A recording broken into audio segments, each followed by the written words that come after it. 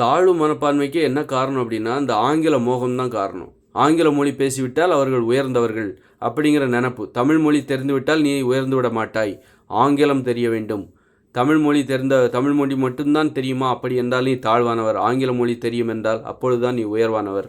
அப்போ ஆங்கிலம் தெரியாத அத்தனை பேரும் இங்கு தாழ்வு மனப்பான்மையில் இருக்காங்க. தாழ்வு மனப்பான்மையில் தான் இருக்க வேண்டும் என்று கட்டாயப்படுத்தப்படுகிறார்கள். உனக்கு இங்கிலீஷ் தெரியாதா, அப்போ நீ தாழ்வானவர் அப்படின்னு அவன் முடிவு பண்ணுறான். இன்னொருத்தவங்க இல்லைப்பா நான் அப்படி நினச்சாலும் ஒத்துக்கவே மாட்டாங்க. ஏன்னா அவங்க அப்படி தான் நினைக்கிறாங்க.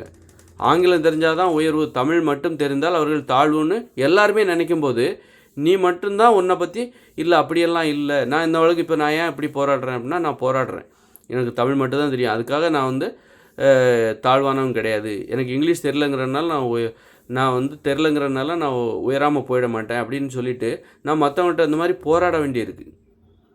ஆனால் இங்கிலீஷ் தெரிஞ்சவங்க இந்த மாதிரி போராடுறதில்ல. அவர் உயர்ந்துட்டாருன்னு நினச்சிட்டு போயிட்டே இருக்கார்.